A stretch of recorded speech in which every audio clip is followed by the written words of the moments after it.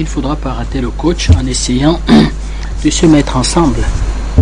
En essayant de se mettre ensemble. Vous allez constater que il y a eu un fait anodin que les gens ont laissé passer et qu'on analyse peut-être, on se dit, pour moi, ce n'est pas une petite victoire. 3 pays aux indicateurs les plus pauvres au monde, on nous explique qu'ils sont très pauvres. Se mettre ensemble, ouvre les yeux et la France fuit. C'est un fait qu'il faut analyser profondément et se demander si alliance de pauvres ne peut pas battre sur le plan militaire un fort. Moi, depuis, je suis en train d'analyser ça et dit, monsieur Tatsinda, l'Afrique pèse pour 2% dans le commerce mondial. L'Afrique n'a même pas de missiles balistiques. L'Afrique n'a pas d'avions de combat. On n'a pas d'industrie militaire en tant que ça. Est-ce que une alliance donc de 54 pays africains déterminés, disant à Washington que tu as 750 milliards de dollars de budget militaire, allons à l'affrontement, est-ce que Washington acceptera aller à l'affrontement? Moi, c'est une question que je me pose à moi. Parce que je ne m'attendais pas. Quand vous disiez, M. Macron, je ne réponds que de Bazoum, je ne fais que ce que M. Bazoum dira. Moi, j'ai vu les premières images de militaires français, de généraux français, officiers français, honteux, rougis, devant les officiers nigériens, en train de négocier le départ. Or, M. Macron vous a expliqué que ce départ sera coordonné. Ça sera donnant l'impression que c'est lui qui va fixer le calendrier. Les Nigériens ont dit que non, tu ne fixes pas le calendrier. Ils sont assis devant les officiers français. D'ailleurs, le Niger va opposer un certain type de conditions. 0 déploiement au Bénin. 0 déploiement au Bénin. La Mauritanie va se prononcer dans une solidarité de l'affaire en disant que 0 ces histoires sur mon territoire. Alger, c'est même pas possible. Des revendications sociales au Tchad disent que des revendications politiques au Tchad disent déjà, tout homme politique confondu, hors de question de pouvoir accueillir encore du matériel militaire. On se pose la question, comment va faire la France? Et dans les accords, l'armée nigérienne dit qu'elle escortera les militaires français jusqu'à sa frontière. Question, comment la France va évacuer le matériel? Je parle du matériel, pas des hommes. D'ailleurs, je profite pour donner un conseil. Il faut que les militaires français partent par avion civil. Je n'en dis pas plus. C'est-à-dire que ce soit des avions civils, qui aient des dérogations qui fassent partie des militaires français. Maintenant, le matériel va aller où? Regardez les pays qui font la frontière, regardez les pays tout autour du Niger. Où ira le matériel militaire? Voilà une question fondamentale sur laquelle ça amène une sorte de discussion. Deuxième question, c'est M. Bazoum aujourd'hui qui a donné autorisation aux troupes françaises et à M. Macron de s'asseoir avec les officiers nigériens négocier. Ces officiers nigériens qui négocient, ils tiennent le pouvoir de qui? De M. Tiani. La France doit encore aller dans les... D'ailleurs, vous savez l'expression qu'ils utilisent au Quai d'Orsay maintenant? Laquelle? Les dirigeants de facto du Niger, ils ne parlent plus de jeunes. C'est-à-dire, ils disent que vraiment... on doit discuter avec les dirigeants de facto. De facto. C'est-à-dire les individus que j'ai en face. Et ça, c'est une question fondamentale sur toutes les questions. Oui. De jure. Pour vous montrer ce qu'on appelle la force de l'union. Si sur des questions politiques, on se met ensemble, sur des questions géopolitiques, sur des questions économiques, si même sur les questions de nos minéraux, on est ce qu'on appelle le contrat unique, pourquoi on ne peut pas l'avoir?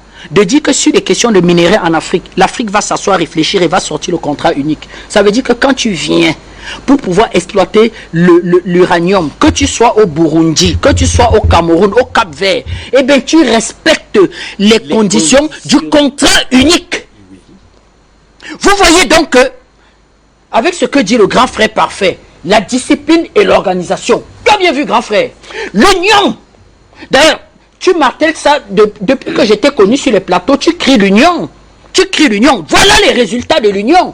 C'est-à-dire, on explique qu'ils sont pauvres, ils ne valent rien. Monsieur Macron, tout le temps, dit qu'au nord du Mali, depuis qu'ils sont partis, il y a une recrudescence des attaques. D'ailleurs, il ne s'appuie sur rien. Il ne donne pas les lieux des attaques. Il ne donne pas les bilans. Il ne dit pas où. Il dit qu'il y a une recrudescence des attaques. Il crie devant ses ambassadeurs. Oui, chiche, monsieur Macron, vous avez raison. Oui, oui.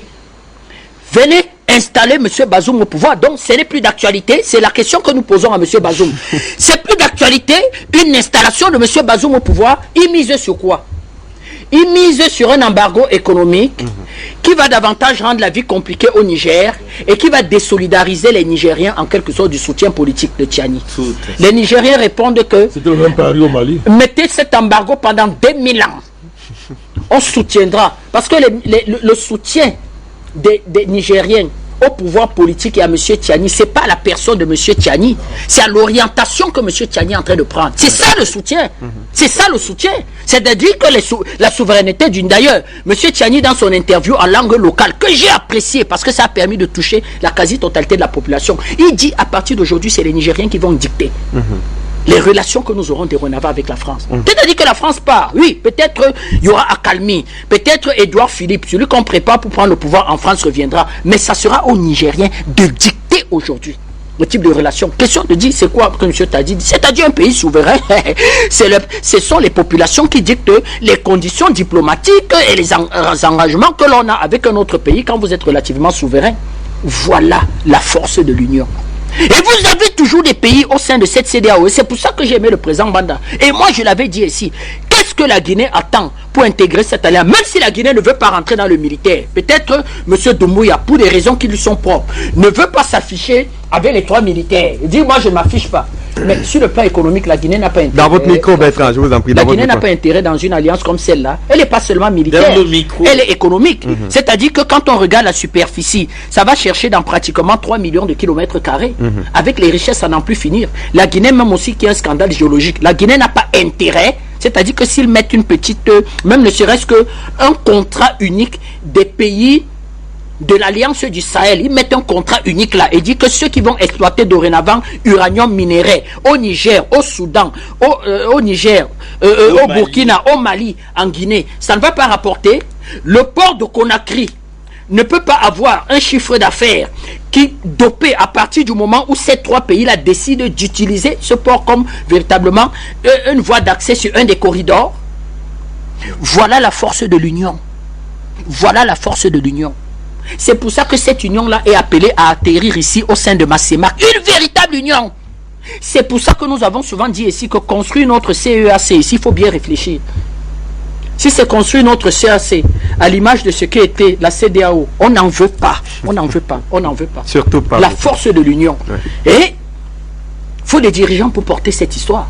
Et je suis d'accord avec le président Banda. On ne peut pas se mettre à genoux devant M. Tebboune. C'est à M. Tebboune de comprendre. Surtout que M. Tebboune, en 90, son Algérie a livré une guerre contre le terrorisme. Les conséquences sont énormes. On parle de 40 milliards de dollars de dégâts. La guerre va même s'exporter hors des frontières algériennes. Ça va être extrêmement dur. Les civils vont en payer un coût terrible. Donc s'il y a un pays qui dans sa chair a vécu le terrorisme, a vécu les conséquences du terrorisme, c'est bien l'Algérie. Donc l'Algérie doit être relativement sincère. Mais moi, je continue toujours à dire que la sincérité de l'Algérie, voyons voir, attendons de voir la sincérité de l'Algérie. D'accord. Donc, c'est sur ce point-là que moi je peux juste dire et dire que la discipline, oui, parce qu'il faut qu'on soit discipliné, comme a dit le grand frère parfait, donc, mais l'union, c'est-à-dire l'union. Et en ça, on regarde les Tiloubou, on regarde les Monsieur Talon, qui, je ne sais pas si c'est toujours à l'ordre du jour de ce qu'ils appellent la force anti-poche, d'aller restaurer la démocratie à partir du moment où le patron, c'est-à-dire quand le président Banda a dit les fesses du patron sont dehors, les fesses du patron sont dehors, le patron est devenu un rigolo, c'est-à-dire c'est tout le monde qui est aux éclats de rire. Certes, on ne jubile pas, mais c'est déjà quelque chose d'avoir obtenu ça. Nous répétons toujours, où ira le matériel de l'armée française. L'armée du Niger a dit qu'elle va escorter la sortie de ce matériel jusqu'à ses frontières. Bon, il n'y a qu'un pays, pour moi, qui semble être pour l'instant, entre guillemets, le maillon faible, c'est le Tchad. Voilà pourquoi aussi, nous avons décidé d'aller nous installer au Tchad, aux frontières du Tchad. Non, nous sommes assis aux frontières du Tchad, là, on regarde, et voilà. Maintenant, quand le matériel militaire, vous savez que ce matériel militaire marche avec coup d'État. Je n'ai pas honte de le dire. Ce matériel militaire, vous l'avez dit, quiconque, je ne dis pas de Niamey, quiconque va accueillir ça. Voilà. Surtout que nous avons, je n'en dis pas plus, il y a beaucoup de tensions au Tchad, entre parenthèses, fermons la guillemets. Ce matériel militaire, pas de Niamey, va au Tchad. Que M. Sadi nous arrête, il y aura coup d'État au Tchad.